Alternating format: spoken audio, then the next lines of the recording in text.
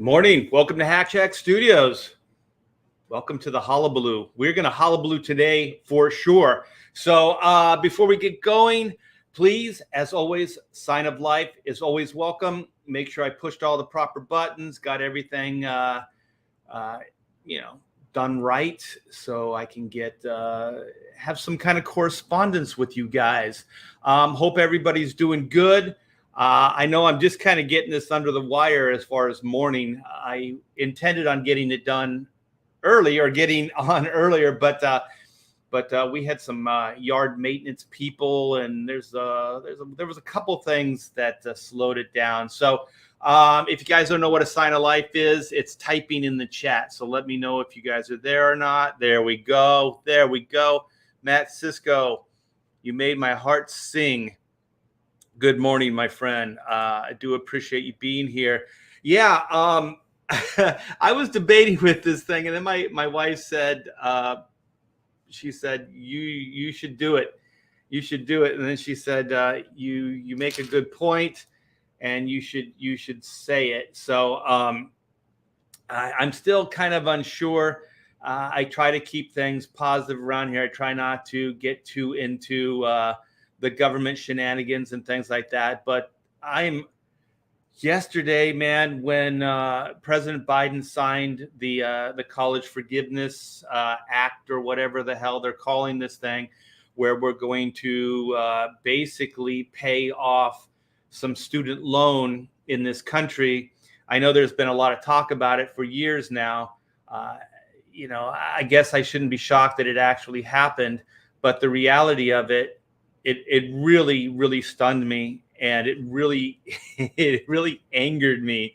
So if you guys want, you know what, I'm gonna let you guys do this. Okay, we could do a normal morning show, and we could just hang out, and I could answer questions, and we could just go back and forth and stuff like that. Or I could go on a rage rant for about a half hour, and you guys can definitely the good thing about it is you guys can let it fly too, if you're so inclined, about this loan forgiveness, because I think it's wrong. So let's go back to the chat. We got I'll be I'll be there. What is that? Thumb for a donut? A thumbs up donut. Yeah. And also, you guys, if you could give this thing a thumbs up, and if you're not subscribed, please do so, and help get the word out as well. I'm trying to get this kind of faux hawk thing going. That's a little better. It's a little better. But yeah, it does. I do appreciate that, and it does help the channel, and so on and so forth. Jeff Potts, what is up? Are you going to shake your fist at the camera while you rant? I could. I'll do whatever you guys want, because I'm here for you. I work for you guys, unlike our government. You guys want good comic books? Well, that's what I try to give you.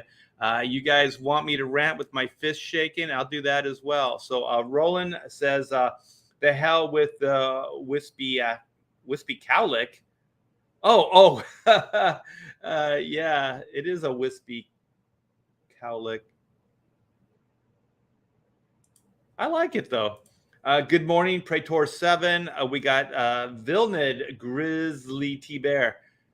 Yes, indeedy do. Let's see. Okay. To be fair, a lot of student debt was from working parents who were tricked by for-profit schools like ITT Tech. Yeah, I mean, there's a lot of shenanigans. There's a lot of shenanigans on the college front as well. We just put our daughter through college a few years ago, and there was a lot of shenanigans going on there. So, yeah, we can talk about all of it. Hey, Pixar. What's up, man? What's up, Pixel Trader? How you doing, man? I hope you're doing good.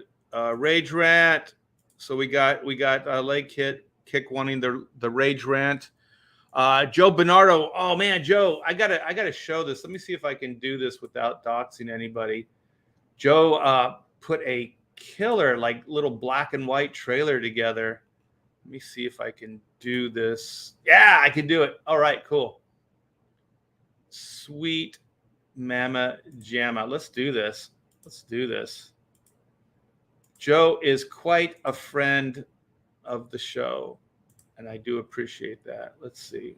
There we go. There we go. All right. Let's see if you guys can see this. Oh, where's the video? Let's go. Oh, here we go. There might be some sound.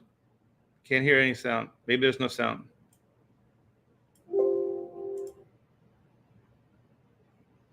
Pretty cool. So that's the original 94 cover. Let's do this. Is it freezing? What's going on here? And then it fades into the new cover. I like the way the glint goes across the logo. Let's play this again. Hack Shack Studios presents black and white. I love that. The 94 cover. And then the new cover. That little shot across the and. I like that. Let's do this again. Thank you so much, Joe. This is amazing.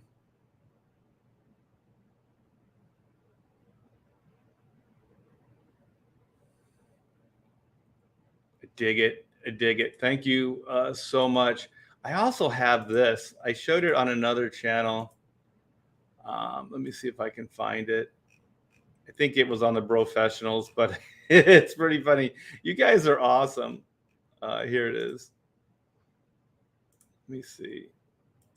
We'll dazzle you with some fun, and then we'll get into some heavy duty shit.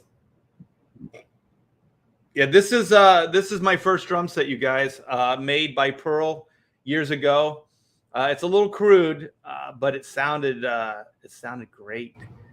Look at it, it's got a double floor tom setup. That's killer. 3 toms across the top. Snare drum. The cymbals sounded great, man. They were a little flat. Didn't ring too well, but they got the job done. So yeah, this was my caveman drum kit. The Pop XP with Billy put this out there. I thought this was great, man. Niall is a drummer as well, so I thought this was pretty funny. So you guys are too cool for school, man. So Joe Bernardo. Let's see what Leg Kick says. Okay, you're fired. What? You're unfired. Come here. We need you. I just got fired on my own stream. William F. Good morning. RT Bear. Hey, what's up? Sorry about the Pixar thing. Pixel Trader. Good morning. Been a while. Nice to catch you live. Yes, indeed, brother. Keep the faith, man. Keep the faith going. It's good to see you still hanging out with CG. Willie J Draws bacon egg rant. Oh my gosh, I had eggs this morning. I still have my orange juice from breakfast, and I got my Graham Nolan cup here. But no bacon. Sadly, no bacon. Let me see. You mentioned before you inked packaged art for Todd.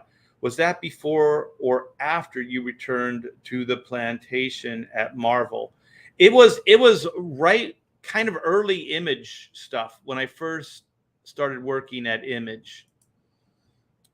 So it was really early on, and I don't think that the toys had even launched yet. So Todd was putting the packaging. I guess it was the art for I guess they're called blister packs, and they have a cardboard backing, and then it had like the comic book illustration of the character on it, and that's what we were doing. Hey Aaron, what's up? Let me see, where are we? Oh, thank you, man. I do appreciate that. Crude or what is that? Crude or Crude? Was that movie, that cartoon? Pixel RT Bear, mind if I share Kami Mark's book? Oh, no, go for it. Kami Mark just got brought into the CG green room, so he's always been welcome, but now it's official.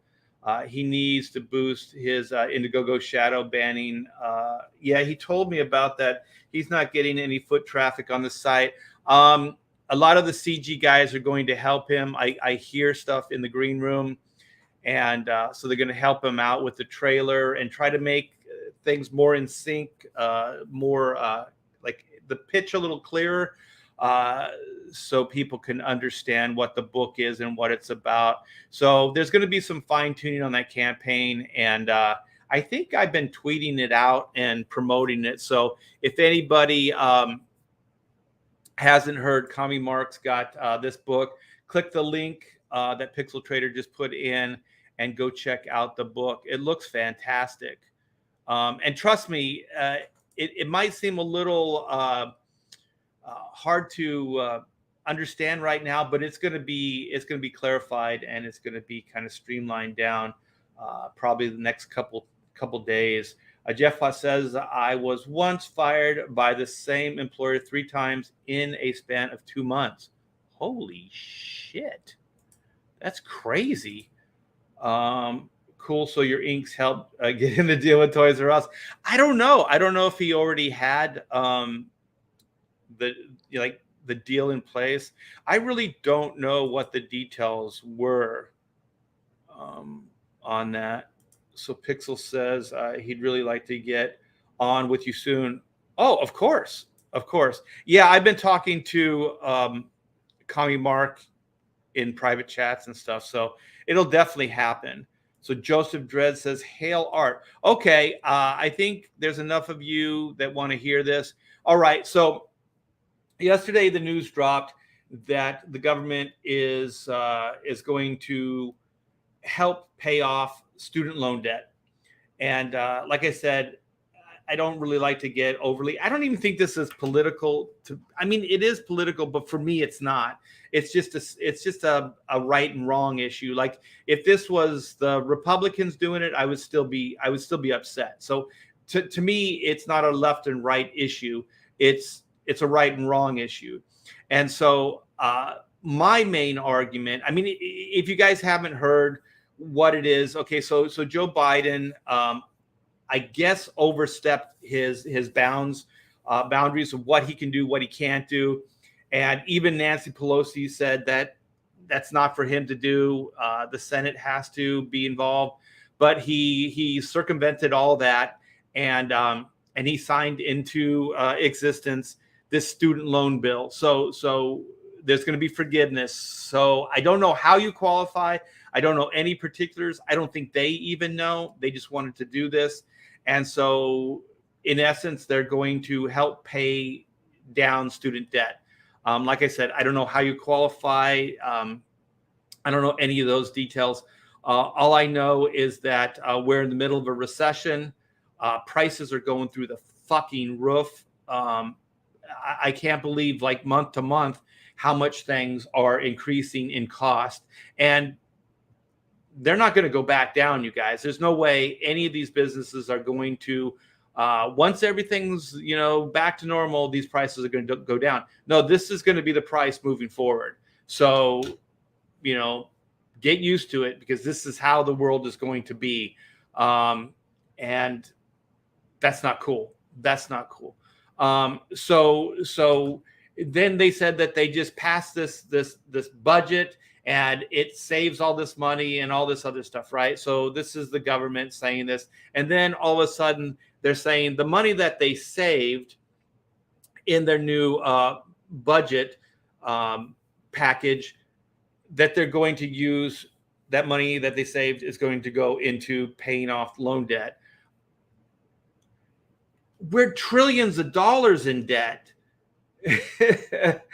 You didn't do anything. When you have that much debt, you don't have any money. You have zero. You actually have less than zero. You have money you owe. Like, you have nothing. How do you spend money that you don't have? Period. You don't have it. If it was you or I, we would be in jail. We'd be incarcerated. You know, no one would ever see us again. Like this is completely unacceptable that these guys just keep spending money. They keep printing money. We're in a recession. They're very, very irresponsible, not with their money, with our money. This is taxpayer dollars. Okay. So this guy, and you know, I got in trouble the other day when I said Biden. It's Biden and all his cronies and all his cabinet and all that other stuff, right? So they decide they're going to do this. Why? I don't know, like the most extreme virtue signaling you could possibly do to make everybody fall in love with you. I don't know. But the thing is, just like all of these type of ideas, like what Marvel and DC are doing, what all this entertainment are doing, they go after this group. Like we're gonna help these people, or we're gonna make entertainment for these people. But what they're going to do is they're going to shit on everybody that supported them up to that point, right? So all the Marvel people that loved Marvel comics up to their agenda, you know, storytelling and whatever else they're doing now, they're just saying F you, right? You're a bunch of ists and phobes. You're a bunch of horrible people. You know, get over it. This is the way we're going to move forward, right? So they do that at the cost of all these other people that helped build your company. They supported your company. These people are hardcore, and you just spit on them. You spit on them and you shit on them, and then you call them names, right? This boggles my mind completely. Okay. So then the government does this thing. It's like, oh, well, we're going to pay off loans. Okay. So you're going to go after this group of people, right? A smaller group of people that owe money on their loans, at the cost of every taxpayer that pays their monthly mortgage, pays their car, they pay their credit cards, they pay their debt down every freaking month, right? In good faith, they pay it, and then you think you could just step in and then go, well, this student debt, you don't have to pay that. Why student debt? I don't know. I have theories about it, but why not? Hey, is it everybody's right to live in a home? You can live. Oh God, I'm starting to get mad. Is it everybody's right to have food? Is it everybody's right to have a car? Like, well, why don't you start paying for everything? Which is probably what they want ultimately, complete socialism. But, you know, so this is the tip of the iceberg. This is the beginning of the end, right? But the thing is, you're doing it at the cost of every taxpayer. You're taking money from the taxpayer and you're giving it to this other group. And then you act like you're doing it, like somehow it's your money. You saved this money. You worked hard so that you would have this money then to give this other group of people. You didn't do fucking anything, Biden, your group of cronies. You didn't do anything. We did. We're the ones that built that capital. We're the ones that put that money in there. We're the ones that did that. And in good faith, you need to represent us. You need to do what's right for all the taxpayers, not a certain group. And I'll tell you one thing too. If they can't pay off their student loans, then they're not paying their taxes either. So these are people that probably aren't contributing a whole lot back to society. That might have been out of place to say that, but that's just how I feel right now. So the thing is, oh, okay, so you can just take this money, act like it's your money. You're the generous one. You're going to virtue signal. You're so great. You're magnificent. You're going to help these people, right? At the cost of everybody that pays taxes. All those people. How do they feel? Okay. And okay, I heard just this morning, it's going to cost an average, and I don't know how they come up with these dollars, but like $2,000 of every taxpayer is going to pay $2,000 to pay off these student loans. I don't know how they figured this out, because the Biden administration isn't even given a dollar amount yet. They speculate that it'll be $500 billion. So maybe that's how they're coming up with it. $500 billion equates 2,000 per taxpayer. I don't know about you, but $2,000 is quite a bit of money. I didn't okay this. I don't think it's right. I don't think it's fair to rob from one group of people, to just give it no strings, no fucking strings attached. You're just going to give them money. I'm sorry, man. I'm sorry. Okay. I know a bunch of people that went through college. They all paid their student debt. They all paid it. Was it easy?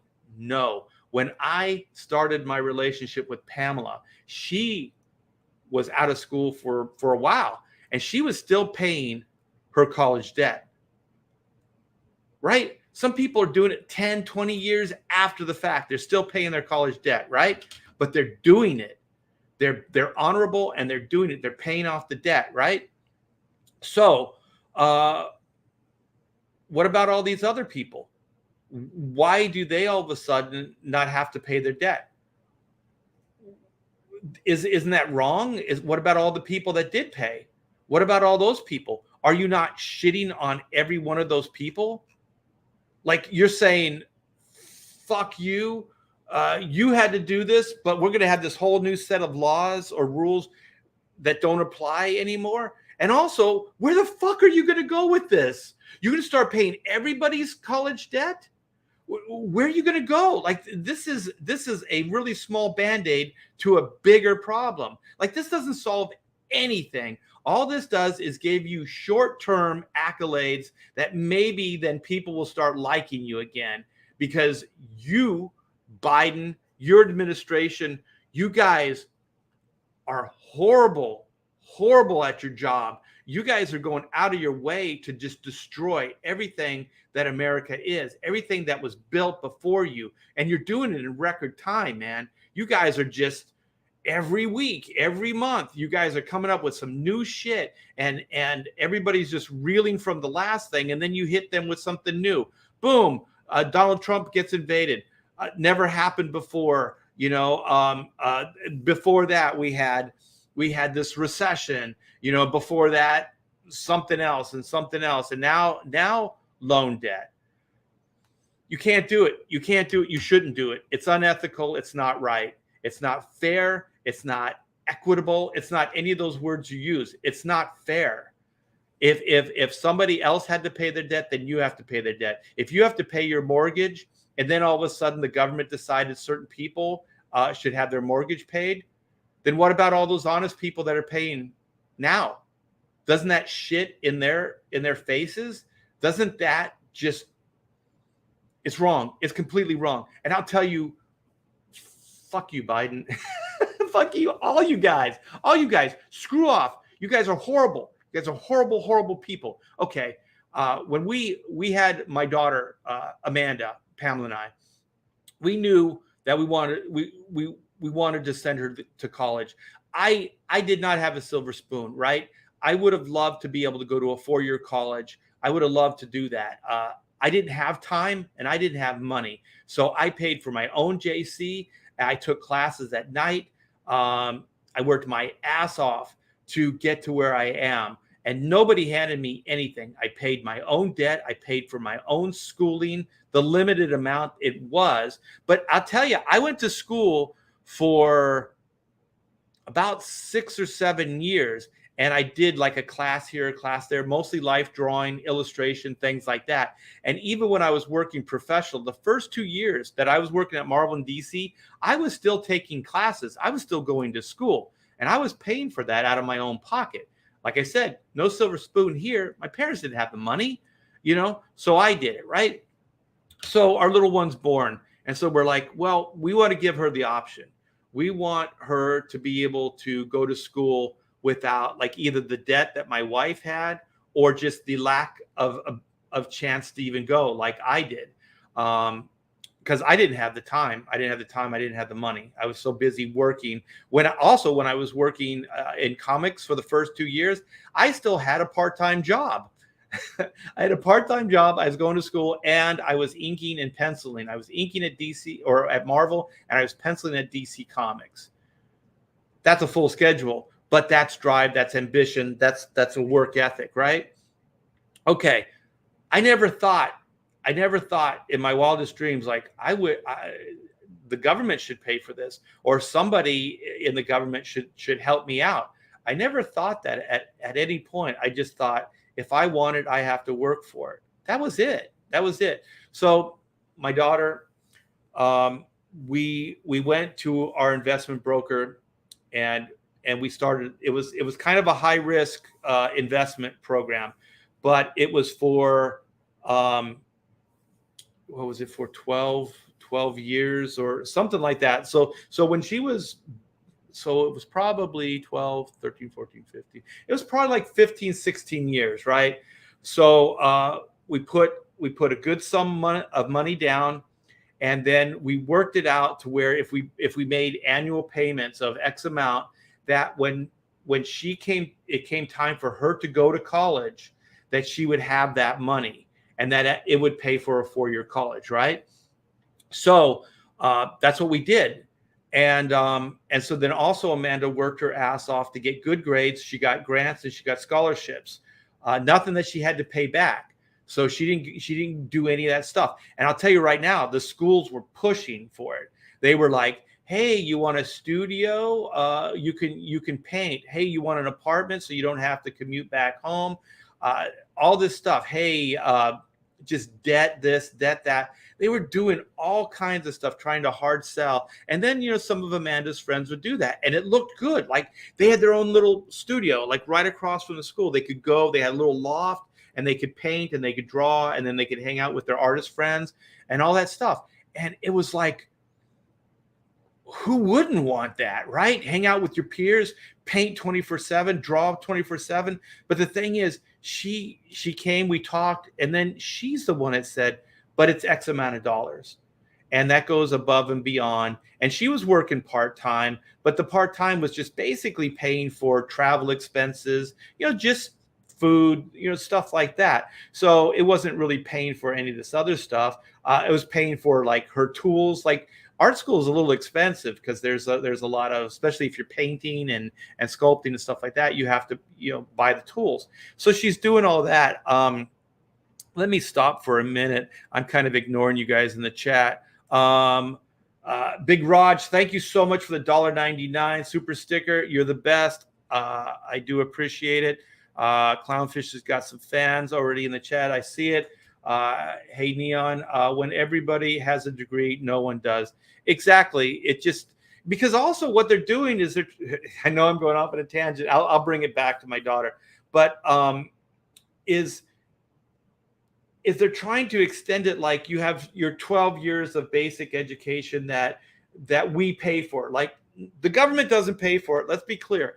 Taxpayers pay for it. We, the people, we decided that this was a good thing to educate people so then they can bring something back to the masses, right? So they have an education that then they can help other people in the future.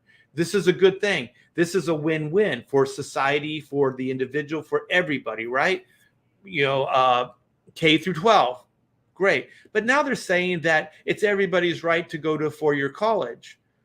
It's not everybody's right to do that, because the thing is, if the government starts saying that, then that's just going to be, it's kind of like what Neon's saying, is that it just kind of waters down what a college is. Because one, if you don't work for it, and it isn't outside the norm, then it's not appreciated, then it's not special, then it's not important. If you have to work for it, you have to work to get in a good college, you have to work to afford the college, you have to do all those things, then it's worthwhile. And also, a college the curriculum isn't supposed to be dictated to you. You're supposed to plan your own curriculum. Even though when my daughter, she went to a liberal arts school, they dictated a lot of stuff to her, and classes that she didn't want to take but had to take because either classes that she wanted weren't available or whatever. But keep in mind, you're still paying for that. You're still paying for that class. you're still paying for it, but they dictate it to you. I think that's wrong. I don't think that that's right to do that, or to say if you don't take this class that you don't graduate. I think that's wrong. So yeah, I think if they do what it seems like they're planning on doing, then you're just going to have 4 years of college isn't going to mean anything. Just like some people think that K through 12 doesn't mean anything. You know what I mean? Some people think it's just indoctrination, which on some level, maybe it is, but you're still coming out of it, or you should be able to come out of it with a basic understanding of history and mathematics and reading and writing. Hopefully those things don't change. So yeah. So then, my daughter is doing this stuff. The school is trying to tempt her to do these things. They had stress puppies. They had what are they called? Safe rooms. They had all that stuff. And then what I found out is that the reason these colleges are doing that is because they get kickbacks from the government. The government's behind all this shit. The government is saying, if you have these things, then we'll kick you back some money. And so the government has been, over the years, they've been slowly kind of getting involved with higher education. And what they're trying to do is they're trying to get it to the place where they can keep indoctrinating you, in the way of steering you into where they want you to go. So your K through 12 is your basic education, but now they get to say, if you do this, then we'll pay for it. If you do that, then we'll pay for it. And trust me, there's always going to be strings. And usually when it comes to the government handouts, the strings are always your freedom. That's all they ask for. All they ask for is your freedom. And then you give your freedom, and then you can get your freaking handouts, It's bullshit. I want 10K bonus. Yeah, I think that's what they're giving average, right? Is $10,000 to pay off loans. Also, $10,000 is not going to help some of these kids and their families. It's still a Band-Aid. It's like when the government was saying during the pandemic or whatever, there was going to be what do they call it? Like these lifelines that they were going to give every household $1,000 or some bullshit like that. And it's like $1,000, you shut down these businesses, you shut down the economy, you shut everything down. What do you think $1,000 is going to do? It's not going to do shit. It's a Band-Aid at best. It doesn't do anything, but really simple people, I guess they feel good. Oh, I got $1,000. But the thing is, do you have a job? No. Do you have a place to go? No. So also remember, that's your money. They're not giving you money out of their pocket. This is your money that you paid in that they're giving you back. So how generous are they really? Why should we hold them up on a pedestal and think that they're great? They're not. If I had an unlimited amount of funds from a bunch of suckers, and then I could just make myself look good by giving it away to people, why not, right? Why not do it? Look like a hero, do nothing, invest nothing, and look great. These people are horrible. They're mismanaging our funds. They're mismanaging our way of life. They're mismanaging everything. They need to go. And like I said, I don't want to make it seem like it's a right or left thing, because if this was a Republican doing that, I would feel the same way. I would feel exactly the same way. It's all bullshit. The problem is right now, it seems like it's all kind of coming from one direction. It's all coming from the left. So let me see. Oh man, the art director of Sega of America talked me out of an expensive art school in San Francisco. Said to take something pragmatic. There you go. So I went into media and eventually web development, and that's where you are today.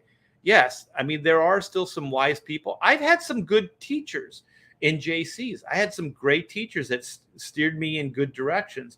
I'm not saying that school isn't good, and I'm not saying, that there aren't good teachers, but there are really some bad people, and there's some people that are trying to sell some either gullible or people that just are in over their heads. So you're saying exactly what they want to hear, so you can get this thing going.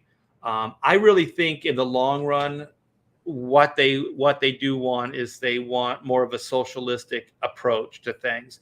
So they want to get us used to the government paying for stuff, right? They want to acclimate us into it.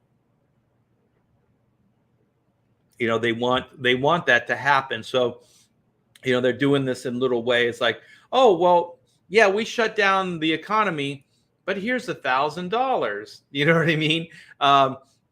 Yeah, school is too high a price. A lot of people are getting in over their heads at school. But hey, instead of fixing that situation, we're just going to pay off your debt.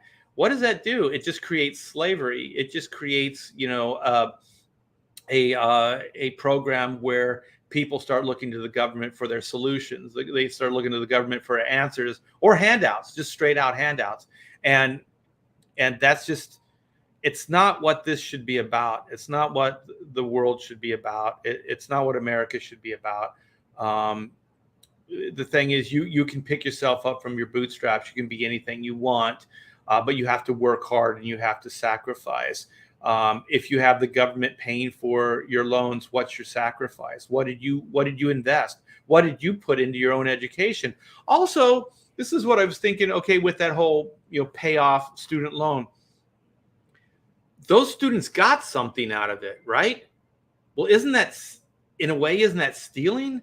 Like, okay, so you have a car, and then somehow you don't think that you should have to pay for that car. Well, everybody would think that was wrong. Why is that any different for school? You're getting an education. You are getting something out of it. So then the government pays off your loan and you still get your education. So basically they pay off your car and you still get to own your car. How does that work? You know what I mean? This is against everything that we know, everything that was founded, everything that it's just fucking crazy, man. Hey, John, what's up, man? Hey, I got to check out your, well, anyways, everybody go check out John Delarose. He's got a YouTube channel. And I don't know, I heard that you interviewed Eric Larson. Is that right? If so, I'm going to seek that out today and I'm going to listen up. So everybody go check out John Delarose, his YouTube channel. And John, you're welcome anytime on Pontificators. You were a great addition to the show a few weeks back.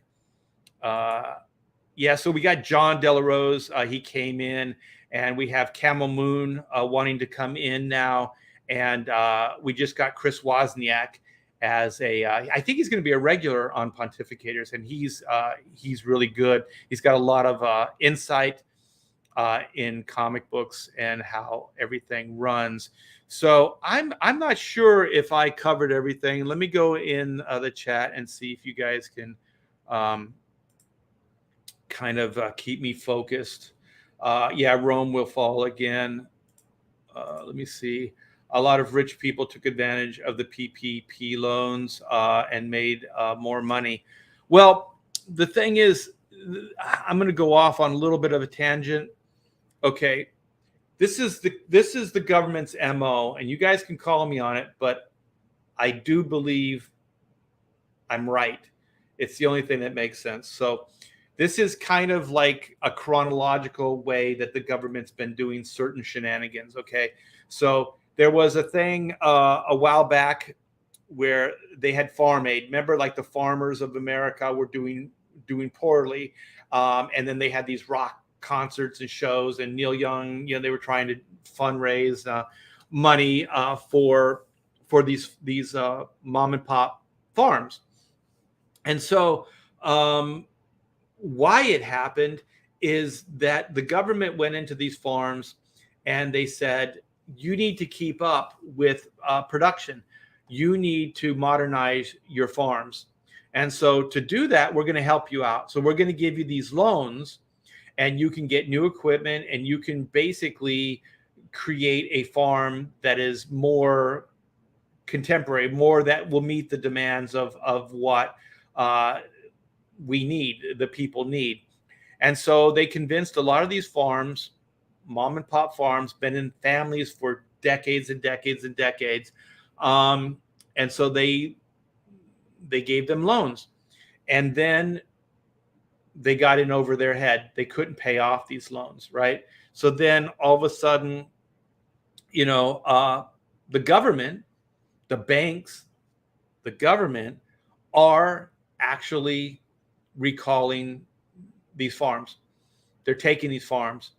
And so what they did in a nutshell is they purposefully went in and destroyed the structure of the farmers. They destroyed that. They ruined it on purpose so that they could bring corporate farming in. So what took its place? Corporate farms, mom and pop farms, gone. Now we have corporate farms, and they more money, more control, right? So then the next time I noticed it, and I wasn't putting anything together, that was just like an abstract, like, oh okay, it's self-contained. That was horrible that happened, right? And so then I do remember this one, and I'm sure some shenanigans were done in between, but the next time I really noticed it was with the housing market, the loans. So the government came in, they changed the loan criteria, and so then people that didn't have down payments, people that didn't have quite the credit scores that they should have, things like that, they started giving loans to people like that. So you and I, we had to jump through all these hoops. We were, to buy our house in California, we were declined 3 times for loans. And then finally, the place we did get the loan, the guy understood comic books. He understood freelancer stuff. We got a letter from Marvel, from Bob Harris. We sent it to him. He understood what I did for a living. And so we got the loan. But man, we had to jump through all kinds of hoops to get it. And we got the world's shittiest loan. We got one of those loans that people did lose their houses over. But what we did is, this was the 90s, and we paid a shit ton of money down on that house. We were putting tens of thousands of dollars down, every couple months on this house. And so we paid it down. So we didn't lose it, because we were able to basically change the deal with a bunch of money. But if not, what these loans are is, like, for the first couple of years, it's locked into a certain amount. But then what they do is they start escalating, and our loan could change every year once it went through this certain, like, 2 or 3 years or whatever the hell it was. So we didn't have a locked in percentage rate. So ours kept fluctuating. And so what they did is they kept doing years later, they kept doing that, but with less criteria than we had. And so a lot of people, I'm sorry to say, that shouldn't have even done this did, because they were like, well, what do we have to lose? We could have a house, And so they got involved. They got these loans, these crazy loans that no one could have actually paid off, And so for the first couple of years, first 2 or 3 years, they're living at a comfortable rate. They could make their mortgage payments. They could pay their interest, all that stuff. But then as soon as they started fluctuating, they were going up, and they were getting in over their heads. And also the value of the homes were going down. So these people they couldn't sell their home for even what they paid for it. And then they had these astronomical loans with interest rates.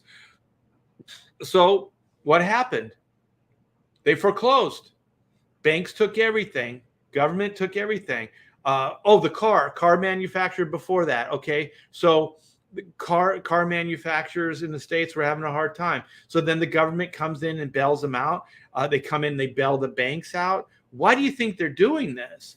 They're doing this for power. They're doing this for a monopoly. You know what I mean? So their MO is they come in, they cripple the banks, or they cripple the farms, or they cripple schools, and then they come in and then they're the saviors. They're the alpha, they're the omega. They're the builders and they're the destroyers, or the destroyers and then the builders. So that's their MO. And so now they're doing it with schools. Like they're getting into schools. They're giving kids loans. They're making it really easy to seduce these kids, to get in over their heads. Society tells them that they need an education, otherwise they're going to be complete losers. My daughter, all through her school, that's what they were telling these kids. They were saying, you need to go to a 4-year college, otherwise you're going to be, you're not going to be able to compete in the market. You're not going to be, you're going to be left behind, and all that other stuff. And it's absurd. It's absurd. And so, we know a lot of friends that got in over their head. I mean, they owe close to $100,000 in college, tuition money that they have to pay back. That's going to take decades and decades and decades. Just think about this: if you have $100,000, you could buy a house, and a house will appreciate over time. A house is probably one of the best investments you could ever make. So why don't they promote that? If you bought a house, you have a place to live. It builds in, like equity builds. You can most likely in 10, 20 years, 30 years, you'll be able to sell it for more than you paid for it.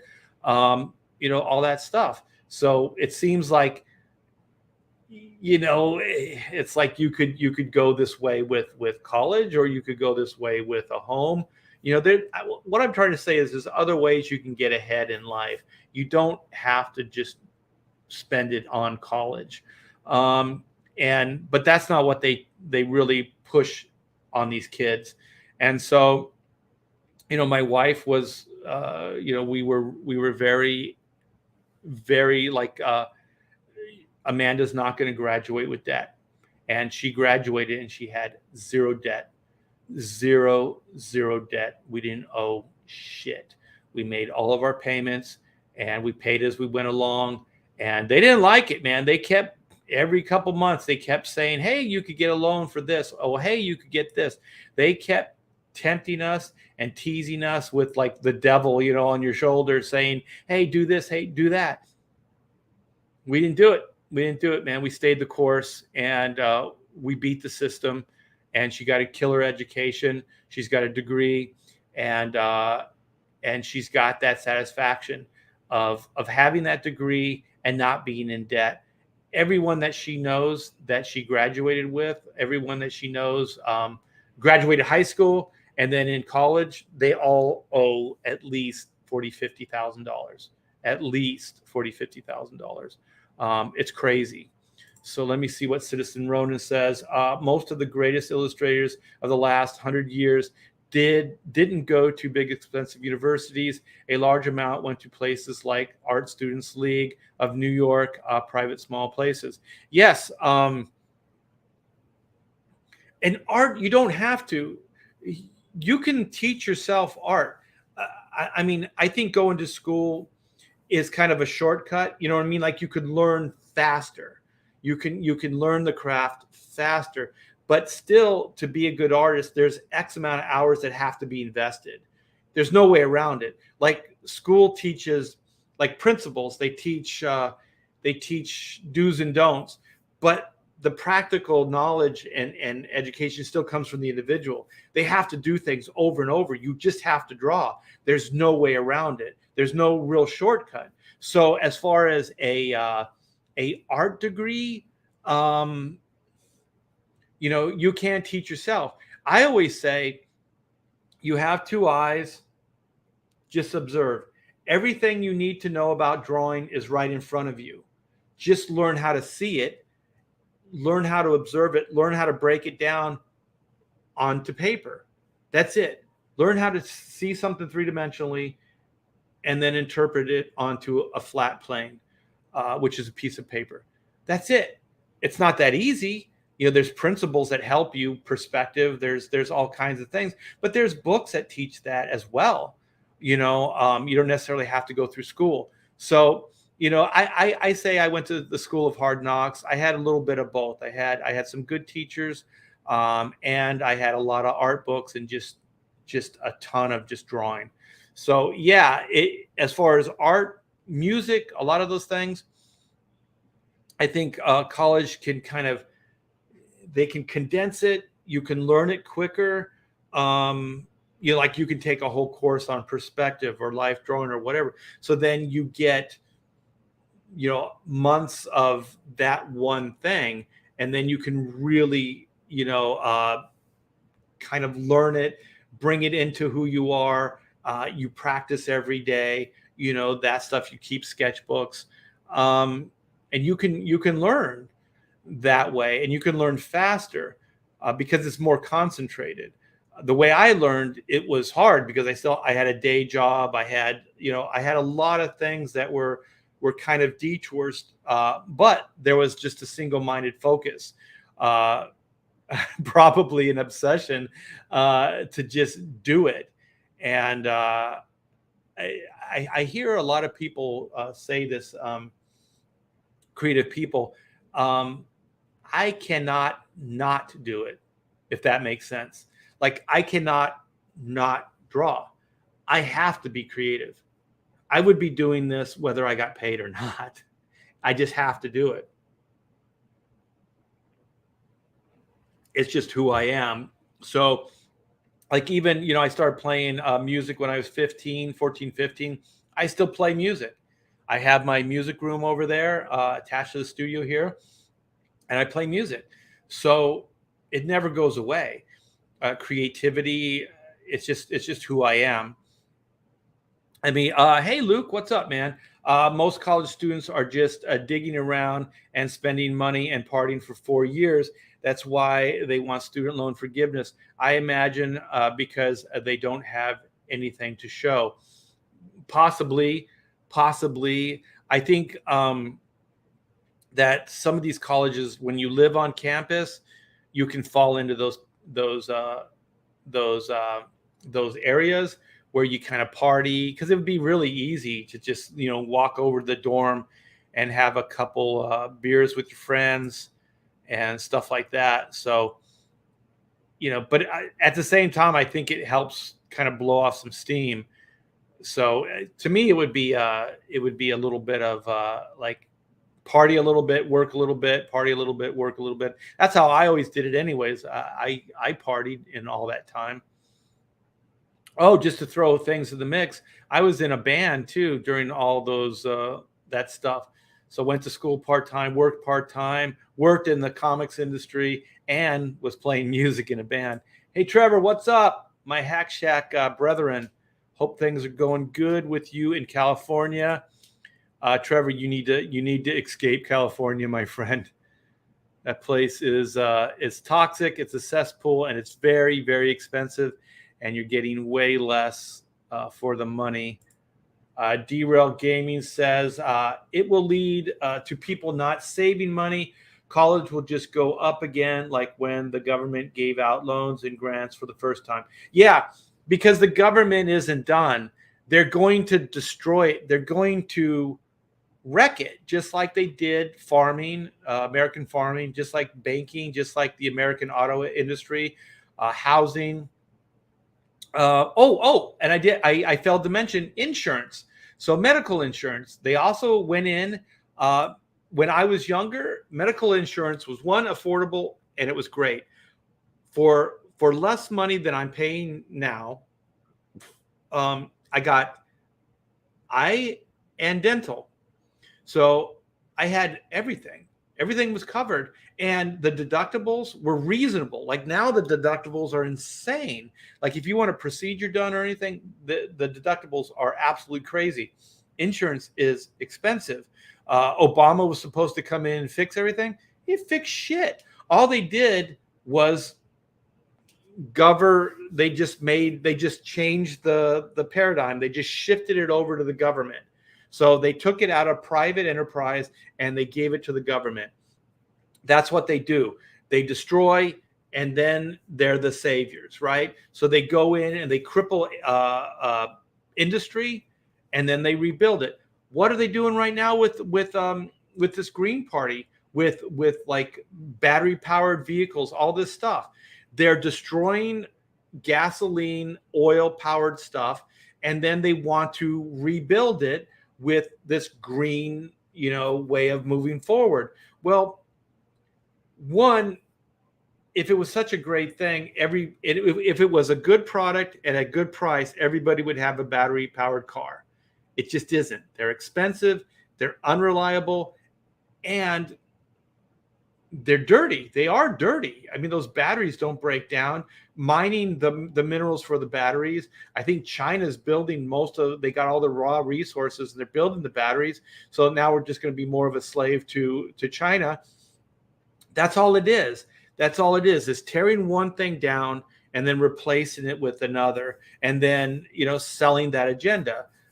They're going to be the saviors. Obamacare, they're going to make everything so inexpensive and so amazing. Everybody's going to be able to get health care. I pay more now for health care than I did before Obamacare. When you take free markets out of the equation, when you take people's ability to shop around, and companies to compete against other companies to give you the best product at the best price, when you take that out of the equation, you're doomed. You're doomed, period. There's no way around it. So when you don't have choice, you don't have freedom, everything's dictated to you. All the terms are dictated to you. So, and also they said you have to have insurance. You have to have insurance. Oh, okay. You have to have automobile insurance. As soon as they did that, guess what? Prices went through the roof because you had to have it. You were a slave to the insurance companies. That's all this is, you guys. We need to wake up. We need to start seeing this. It's almost clear as day now. These politicians aren't even that smooth. They're so transparent. I've been watching these press conferences with that cute little curly-headed, what do they call those? When she talks to the press and stuff like that. I forget what that position is, but she's in clearly over her head, and she's just bullshitting. You can tell she's fucking lying. You can tell she's making up answers on the fly. She gets asked a direct question. I think it was her. It might have been somebody else. One of the press said, "Who's paying for this college?"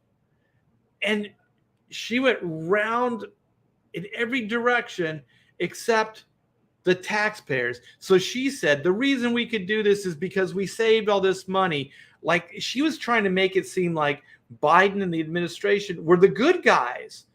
They did all this stuff for you so that they could pay off your student loans. She knew if she answered that question directly, the whole campaign, everything that they were doing was doomed, because they're relying on people not to put it together. They're relying on people not to go, oh, that's my taxpayer dollar that's paying for those kids' college. So she's not going to give it to them. She's not going to say, when the guy asks a direct question, who's paying for it? She's not going to say, well, the taxpayers, and I think this is worthwhile. And I'm sure most taxpayers would want, this or whatever bullshit answer, she would have to come up with after that. But she didn't. And she looked like a complete fool. She looked like a liar. I felt bad for her. Like, her job is to just go up there and make excuses and bullshit for the president and for that administration. That's got to be a tough job, man. It's got to be a tough job. I do feel for her, and she's kind of cute. So I wish I knew what her position was. John De La Rose says, I don't know. Student loans are Usury, which is sinful to begin with. I'm for getting rid of usury overall. I wish I knew what that was, but I do think college should be a little bit expensive. Okay, so this is my take on pricing of college. I do think it should be a little expensive because I think that you should have to work for it. I think if you work for it, you won't take advantage of it. You know what I mean? It will be worthwhile. If you have to pay for something, it has monetary value. It has value to you as an individual. You know, when you're able to buy an expensive piece of artwork or something like that, it feels good. It feels good because you were able to get something, you know, to spend something. It has value. It'll probably go up. You know, like your college is like you're investing in yourself. The value of it will go up as you get older, as you're able to use that education. You know, so it has value. If you don't pay for it, if it's just given to you, you're just going to piss it away. Most people don't. They're not thankful for their K through 12 education. They just look at it as like it's just something you have to do. They don't look at it like it's a privilege. They don't look at it as like every man, woman, you know, that is paid into the system is putting, they're investing money in you that you will then pay it forward down the line when you get into a place where you can contribute back to society. That's what they're doing. But people don't see it like that. They just see it as like a pain in the ass thing that they have to do, including me. You know, I never was that thankful for it. I wasn't taught to be thankful for my schooling. We taught our daughter to be thankful for it. She still thought it was a colossal waste of time and all that other stuff, but at least she has that to balance it out. You know, that maybe when she gets older and wiser, she could go, well, this is society investing back in society. This is paying it forward for the next generation, and then the next generation will do that, and so on and so forth. College is when you take your general education and then you narrow it down to very specifics. Like I want to be a lawyer, I want to be a doctor, I want to be an artist, I want to be certain things. So then your education is tailored specifically towards that goal. You can't do that really in general education. You can't do that K through 12. You can do that in college. And if the government gets involved, they're going to start dictating classes more than they do now, dictating classes what you should and shouldn't do, and they're going to dictate more prices. So I do think the pricing has to be more reasonable. I do think the interest rates have to be more reasonable. And I heard somebody say this online or on a YouTube channel. They said something about that the kids should be counseled before they sign the dotted line. There should be a counseling involved with every new kid coming in. Counseling as far as what the debt is and what the reality of paying that debt off is.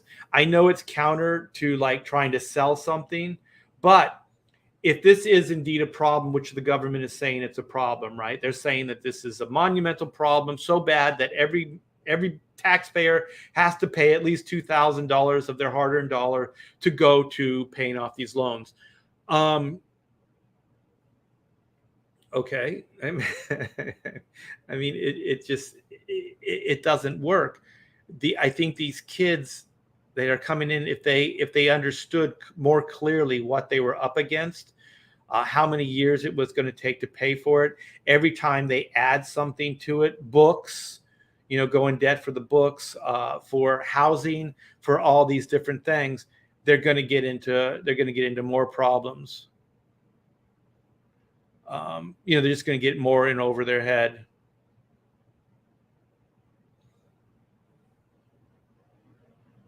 Oh, okay. I think there's some talk about Ethan's live stream last night. It got a little crazy.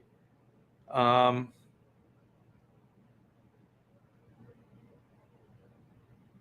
me see where everybody's at.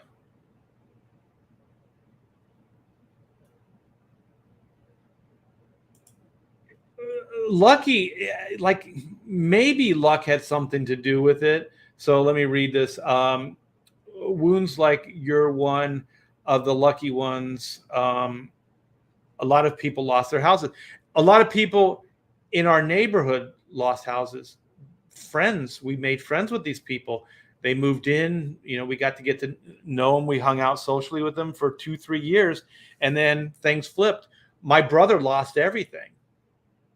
My brother is an architect, and he was building for him and his family a $3 million home, and it was just about done. And the loan shifted, and also the housing market crashed. So he was in upside down instantly. So he basically filed Chapter 11. He couldn't get out from under it, meaning he lost everything. He lost all his properties. He lost their home, their main home, everything. So they were renting, and I think they're still in the penalty box. So he can't own anything. He can't own a home. Nothing. So I know a lot of people that lost everything. Lucky, I guess lucky in the sense that it was the 90s and there was some good money to be made, but not everybody was making the money that I did.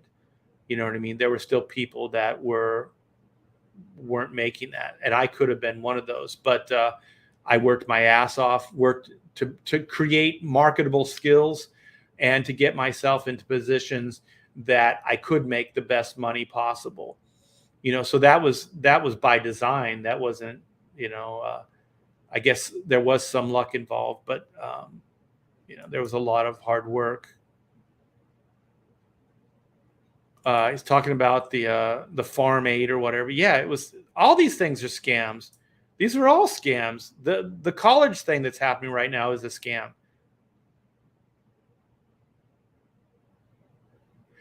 Yeah, so I'm still a little bit behind in the chat. Yes, citizen. So yeah, the problem is when you work freelance, banks don't like to take chances on people like that because it's month to month. And my wife, Pamela, was working at Northrop at the time. So she actually had the better resume, even though I made way more money than she did. So, but she was something that they could relate to. It was Northrop. It was a company that they understood. She made a salary, all that stuff. She was a paid employee. I was freelance, flighty, flaky, even though just to toot my own horn, I had enough money in the bank to pay that house outright when we bought the house. So, and that was in the account. I proved it to them. So I was still declined several times before somebody took me up on the offer. On inflation, they can say whatever they want, but I've heard several people disclaim that, like that's not true. Inflation, isn't the only reason. College university enrollment is down. A loan forgiveness is a way the Democrats can encourage enrollment. The Democrats want to supply an industry where most of the employees are Democrats. Yeah, and also, I mean, we're not even getting into what is it, race theory and all this other stuff that they're trying to push the agenda on schools. So this is definitely indoctrination. This is definitely slavery. This is beholden to the government. That's all this is, people. If you value your freedom, we need to start talking about this more. That's why my wife said you should go. You should talk about this.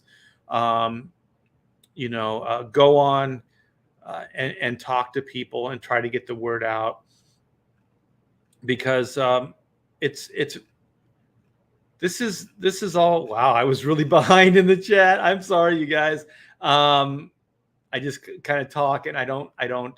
This thing doesn't always flip, so sometimes it'll just stay where it's at. So I don't know. the newer guys. Let's just take some right out of. I won't even read them first. I've been trying to convince my work to drop the new added degree requirement of my job. The kids I train with degrees in manufacturing keep quitting because the labor of turning wrenches is too hard. Well, what do they call it? Like in my dad's day, they had it's like mentorships, but they don't call it like he worked at a shipyard. He worked for the government, the Long Beach Navy Yard, and so there were these where you would just kind of work alongside established professionals, and then they would teach you the trade. And then I'm not sure how it worked from there. If they signed off on that, you understood what it was, then you could be promoted to that. It's like on the job training. And the one thing that's lacking that people don't talk about is that there is a lot of value in turning a wrench. There is a lot of value in these manual labor jobs, because quite frankly, in some ways, they're more important than anything else. Keeping the roads safe, keeping them repaired, keeping electricity going to houses, heat, all of these modern comforts that we have. Somebody's sacrificing, somebody's out in bad weather, putting that power pole back up. There are people that are sacrificing even health. I played baseball with a friend that his dad was worked for Caltrans, which is highway maintenance in California. And he talked about he had been hit twice by moving vehicles. He has friends that have died from moving vehicles. Like, these are high risk jobs, these aren't easy jobs just to keep keep the potholes, keep them filled and all this other stuff. Like, there are people that are paying some hefty prices for keeping our modern conveniences, there.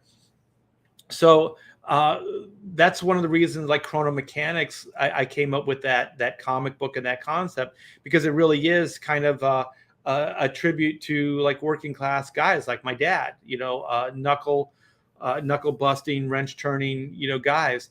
And I always think that they are the unsung heroes, and that's what the book basically is. It's kind of celebrating the fact that there are people that are doing this. They happen to be fixing time, but it's the same as a power pole or your gas lines or whatever it is.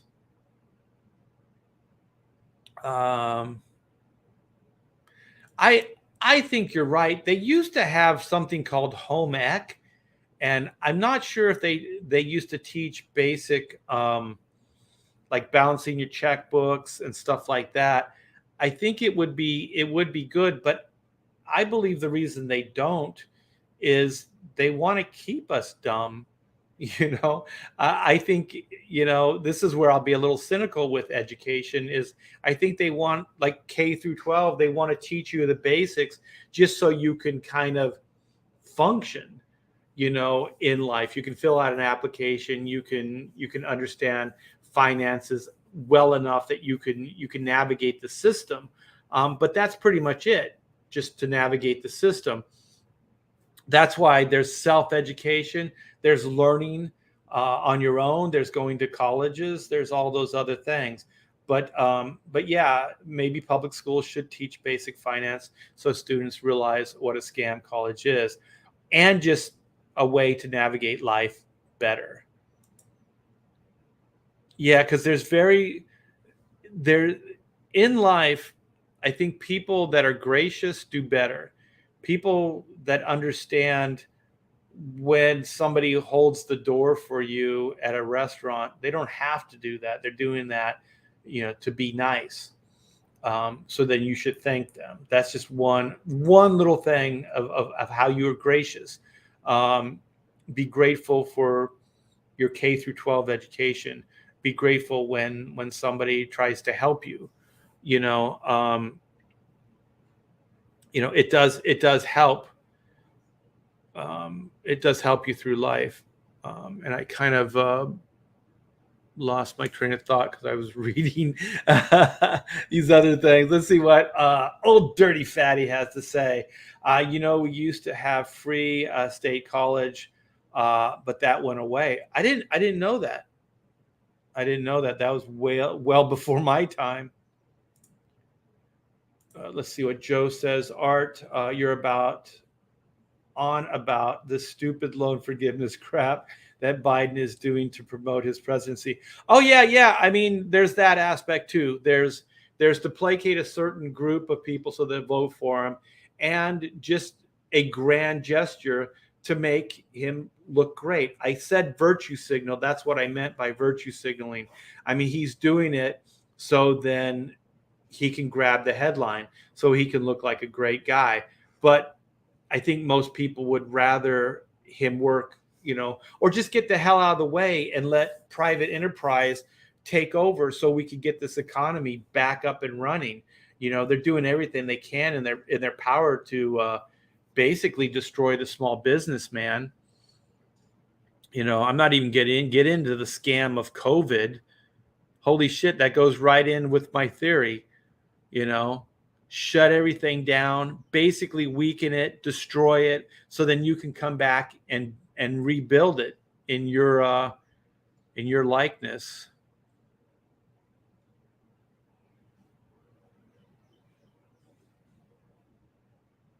What is this? I'm going to start a cartooning school. I'll call it Schmo Schubert School. So not a scam. I'll tell you one thing about the Schubert School.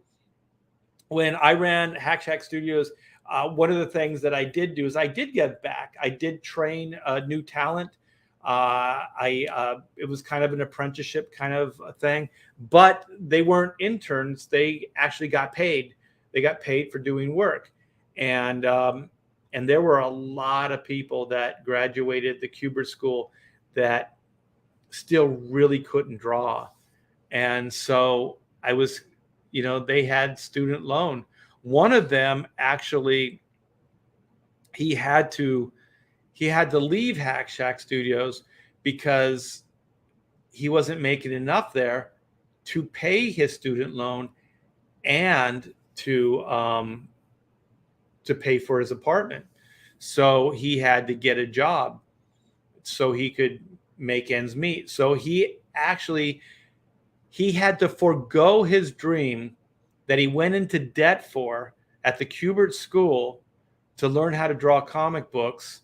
So he had to give that up just so he could pay off the debt that was supposed to help him get there. These are bad scenarios, man. These are lose-lose scenarios.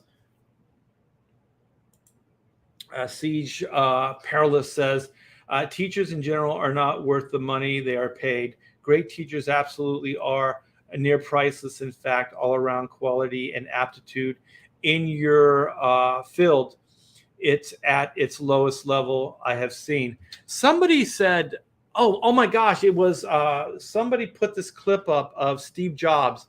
Steve Jobs was talking about how to change the school system for the better. And he said, it was kind of like the idea of like privatizing. Like when you privatize something, if you create, let's say you have a restaurant, right? And you have it's a burger shop. So you have this burger, right? And there's another burger. There's a couple burger shops in the same area, and you charge more, and your burger is as good or maybe not as good as the other two. So then you start losing customers. They start going to those other two burger places. And so then you're faced with a decision. Do you make a better burger, keep the price? Do you lower the price and keep the burger the same? What do? But either way, if you're going to stay in business, you have to compete with that. Somehow, your ingenuity, your creativity has to get you to a price point and a quality level that consumers will want. That's the best way. There's absolute fairness in that. There's no discriminate. There's no nothing, right? That's just reality. If people can get a good product at a good price, that's where they're going to get it, regardless of anything else. So what Steve Jobs said is, he said, if teachers get rid of tenure, get rid of that, if they had to actually work and actually have to have results, they had to have results, they had to answer to, they had to do certain things and prove it, then that would change. And I think he said that families need to look at themselves as consumers when it comes to school. That's what he said. He said, we are consumers. We're paying for the school. It doesn't seem like it, but we are. The government doesn't tell us how great we are, because we are paying for everything that basically they have, and basically all these schools and stuff like that. So then you have you have the consumer, which is the parents. You have the consumer, which is mom and pop. So if they took more of an interest, and they went and they asked teachers for results, and we did that, and we were fighting upstream, because these teachers are really entitled. One teacher, he told me, I said, my daughter is willing to learn. My daughter wants to learn. She wants to bring her grades up, and she wants to understand this stuff better. It was a math class. And he said, well, everybody in the classroom gets it. And I said, everybody? And he said, well, there are some that don't, like your daughter. And I said, well, what do you do with them? No real answer. And then I said, well, you're not a very good teacher if you can't teach everybody. You have to learn how to teach the person that doesn't get it.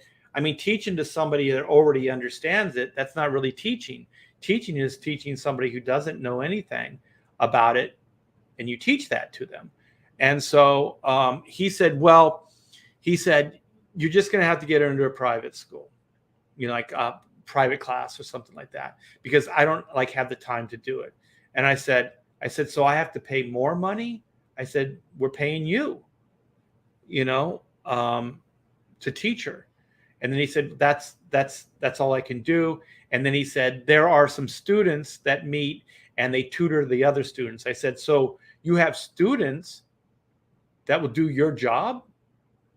He didn't last very much longer after that. He ended up going to Japan or China and was teaching math to those kids. But even when you ask them questions, there's such entitlement. They don't feel beholden to you. They don't feel like that they have to answer to you or to help your kid. And this was the same. That was middle school, and then high school was similar, because when she got into high school, the math teacher said, when we talked to her, she said, well, this is stuff she should have learned in middle school. No shit. You know what I mean? So I think if we looked at school as that we're consumers, and that we want the best product possible for the money we're paying, and then we told the school that this is what we want, and we took more of an interest in it, I think it would change.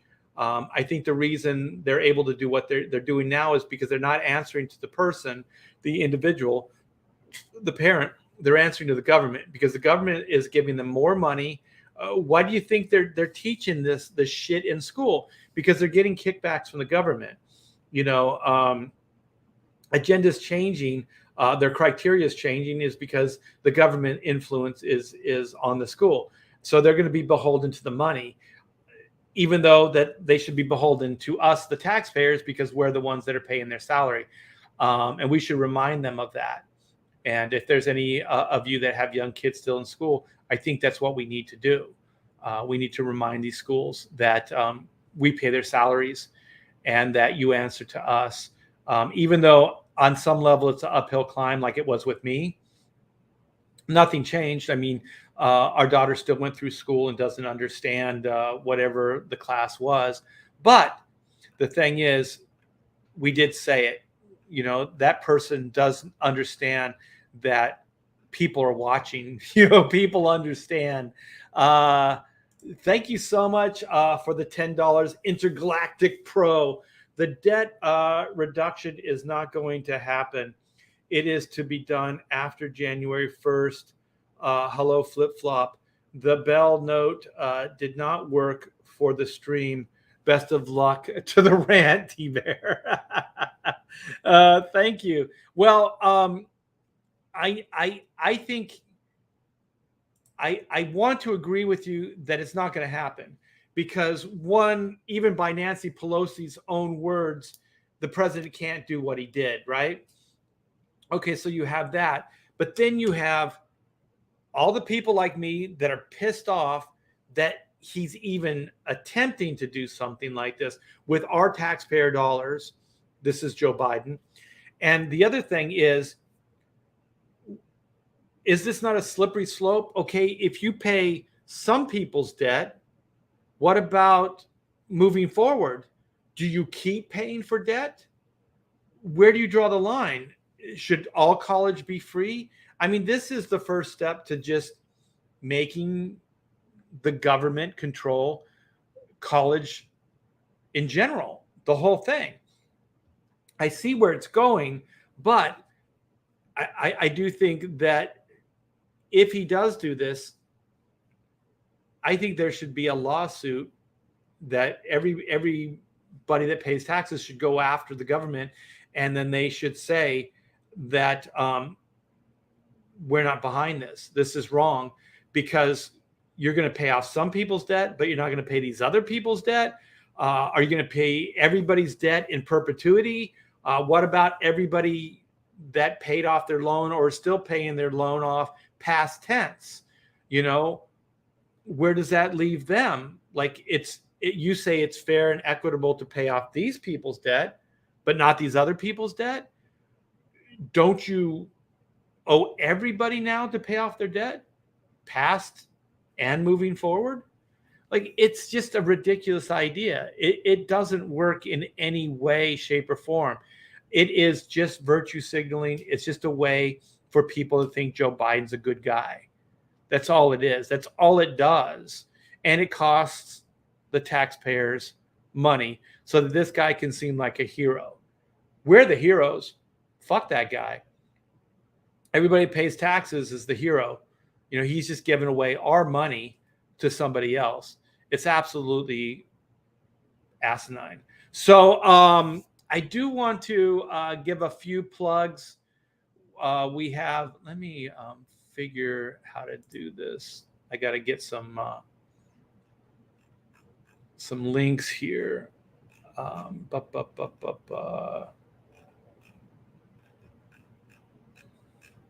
Where is that link? Oh, here it is. Let's go here.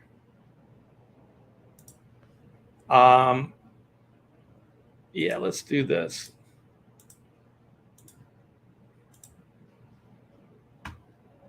All right. This is Clownfish Studios. This is Crimson Wren, Volume 1, graphic novel from Clownfish Studios. So, gosh, they're only, 2 or 3 days into this.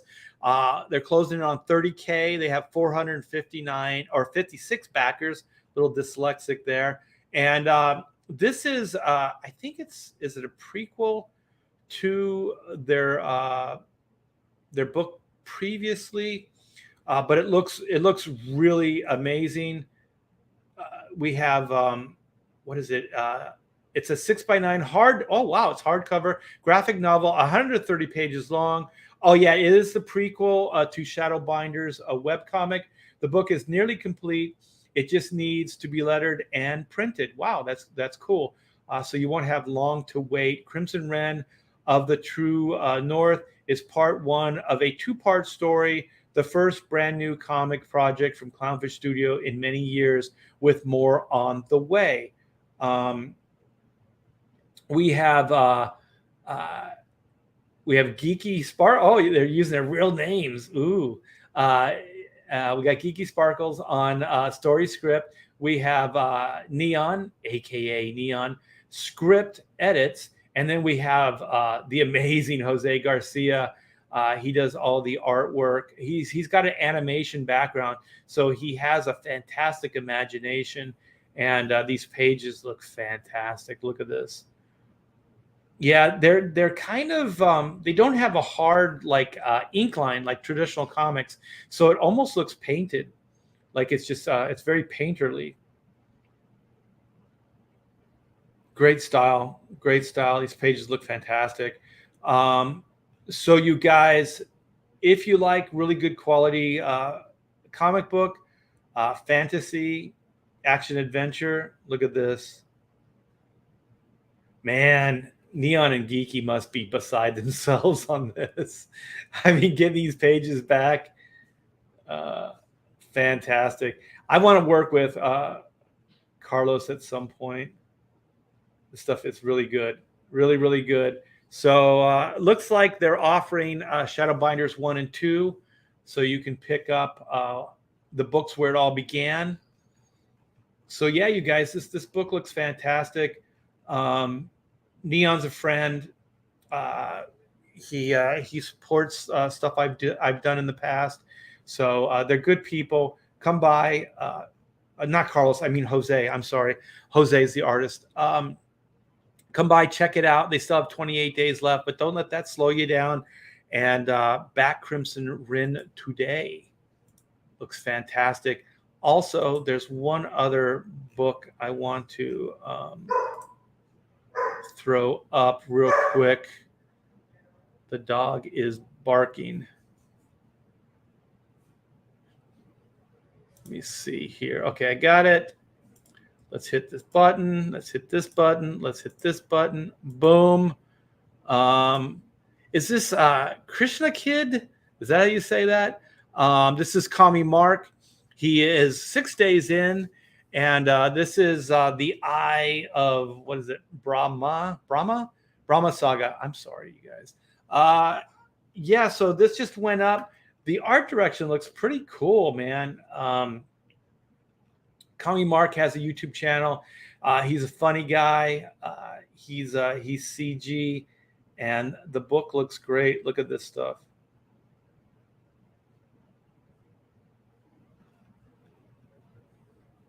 These pages.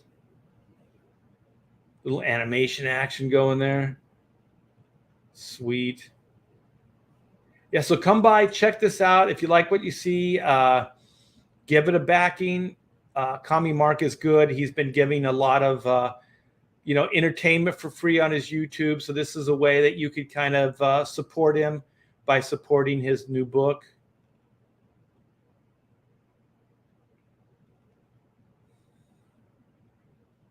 So fantastic.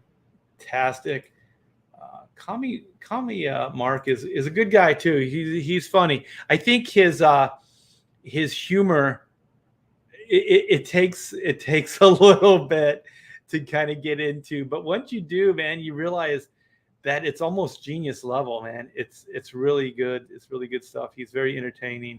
Oh man, we got that D Geek art. Hey, man, Pamela the other day did a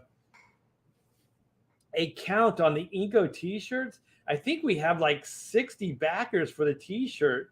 So because we were thinking we were going to pull it down and get orders so we could start getting into fulfillment mode, but I think we're going to keep it open for a little bit longer and see if we can get some more Inco t-shirts in people's hands, because on the site it says like 8 or something like that, but you guys are adding those on. So Pamela did a count, and I was like, oh my gosh, I didn't know we sold that many. So that was really good. So it looks like the Inco tees are a hit.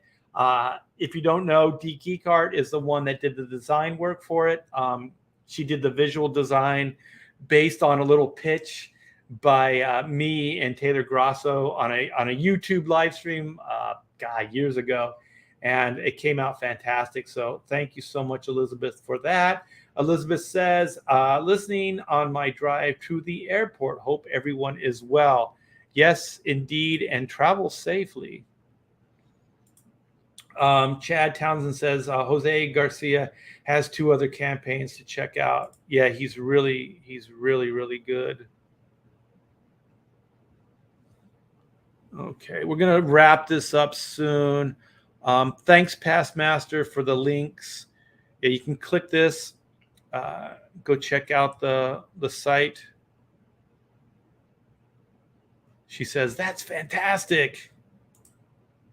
The Inco shirt would look great on me. Yeah. Well, they come in all sizes. We don't have any samples of the black and white tee. We have a pretty good graphic of it that's on the site, but we don't have any yet. We're also looking into doing that, but those shirts are selling quite well. So Pamela and I are trying to figure out how to do this. Like, do we just order more in hopes that you guys will keep backing, and then, you know, once those are gone, they're gone? Or should we just close the, you know, the shirt tiers now and then just make them up? Because what we want to do is start making stuff as we go, so we don't have to manufacture everything last minute.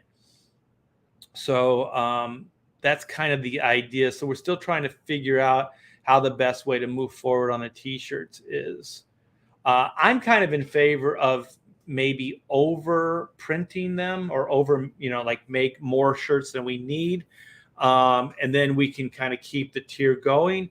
But the problem with that is that there's various sizes. So how many sizes would you order of each one of the shirts? You know, would you order 5 extra smalls? Would you order 5 extra larges? You know, like, how would that work? So we're still trying to figure that one out. And then once we do, then we'll let you know. Let's see what Joe says. I still think we need Inco awards for CG. I think we're going to do the fan fest, the CG fan fest. So maybe we'll have an award ceremony at the show. I think that'd be a blast. Okay, one last thing. Let's do this. I have to do this. You guys want it. You need it. It wouldn't be a show without it. We have Black and White, Volume 2, Man versus Machine. In a world where law and order is often blurred to gray, justice can only be black and white. Let's play this video here.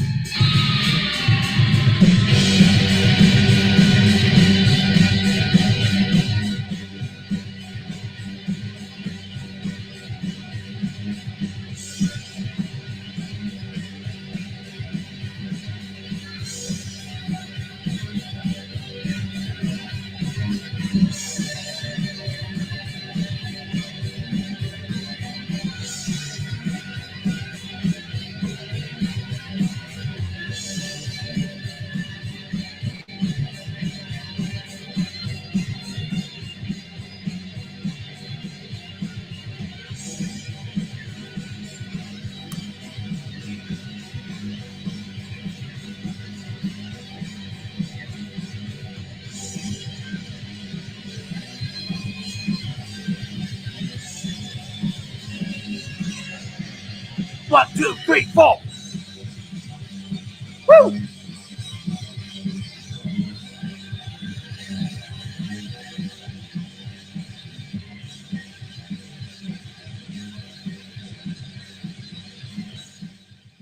It always gets my blood pumping, man. I love that.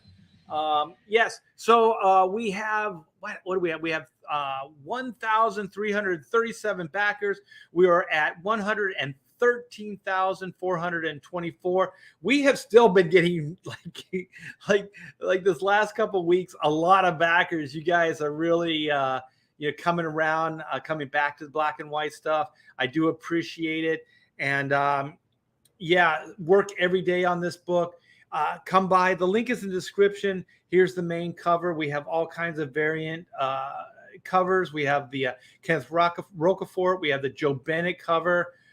We have the High Octane book. We have 2 books in this campaign, you guys, 2 complete books, and they're both self-contained. So the main book is the conclusion to the epic saga. So you can get 1 and 2 with this campaign.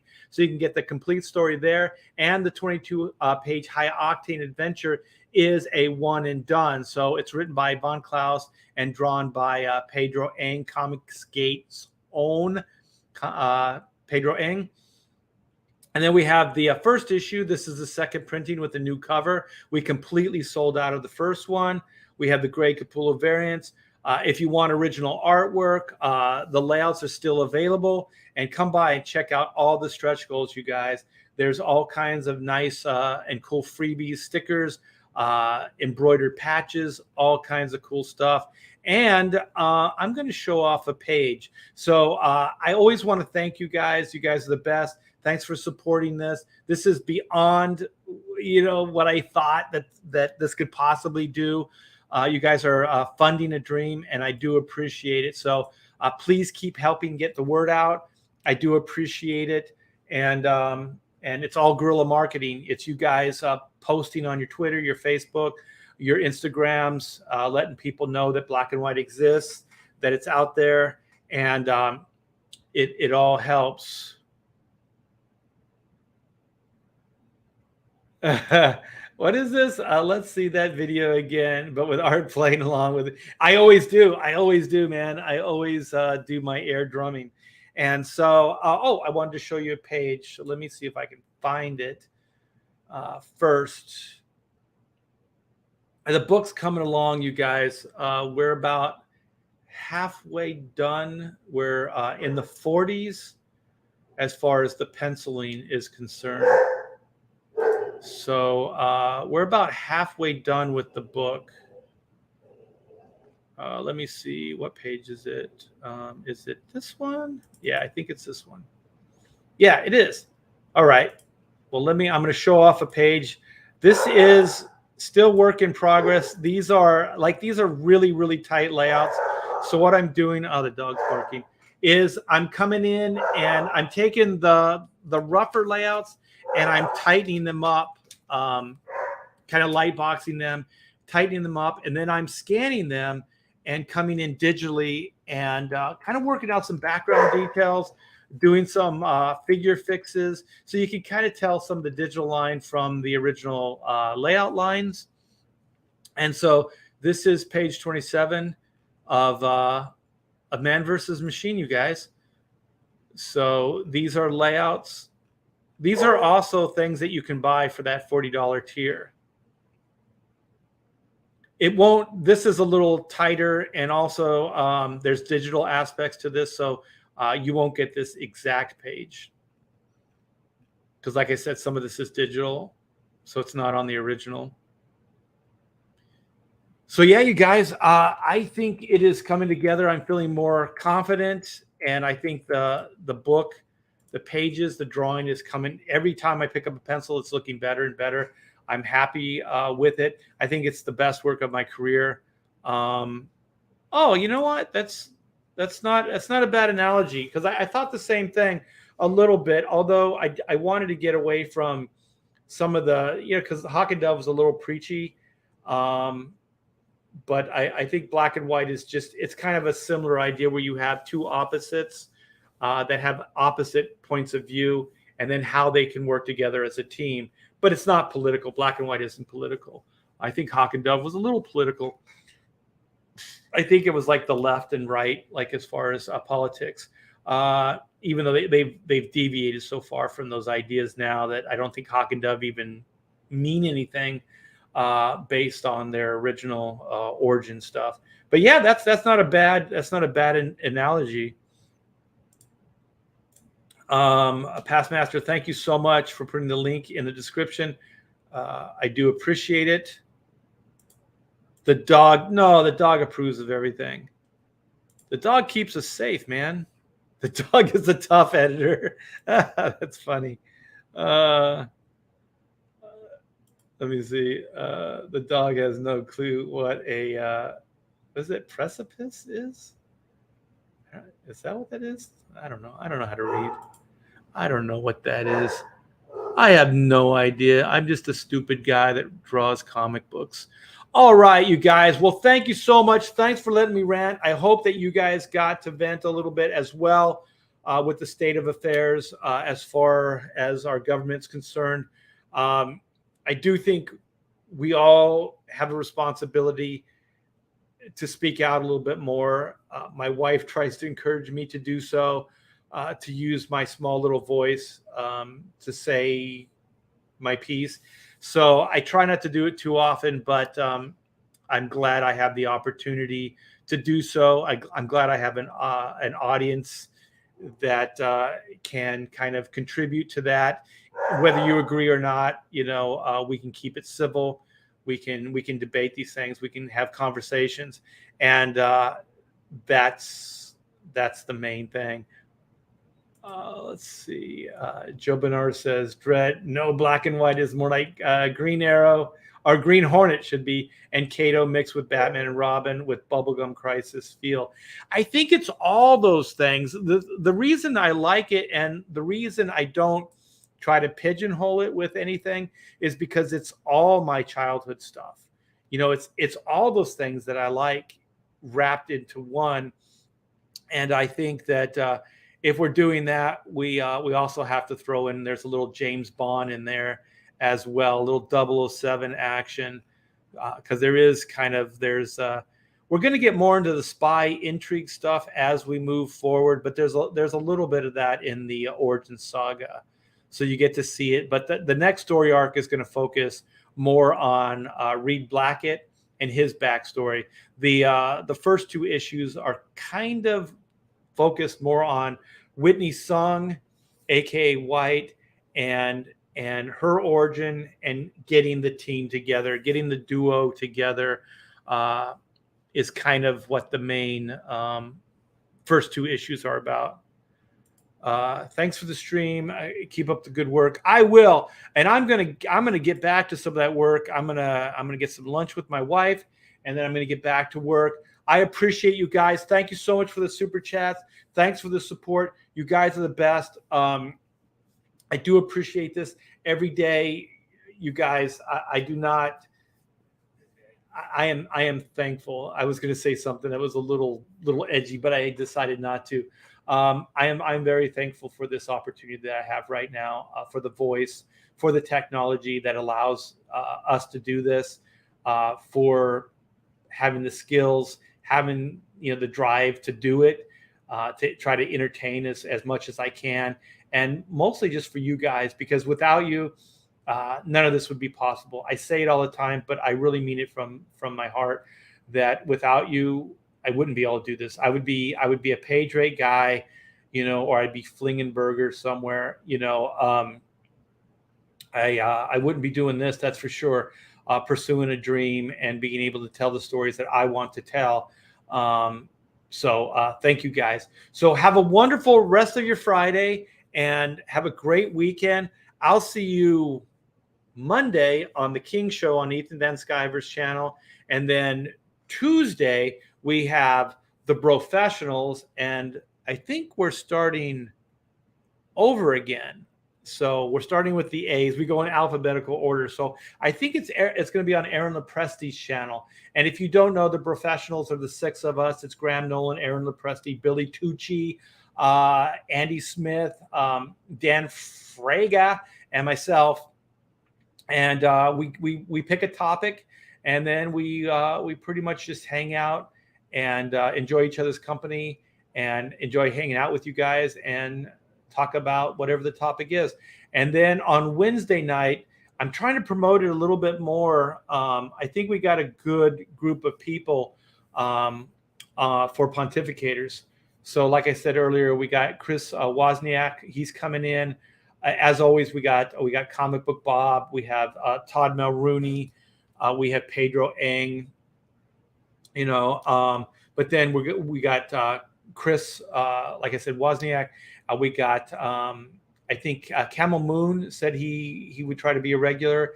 And then we have maybe even John Della Rose. Is it Rosa or is it Rose? I don't know how to say his name. I suck.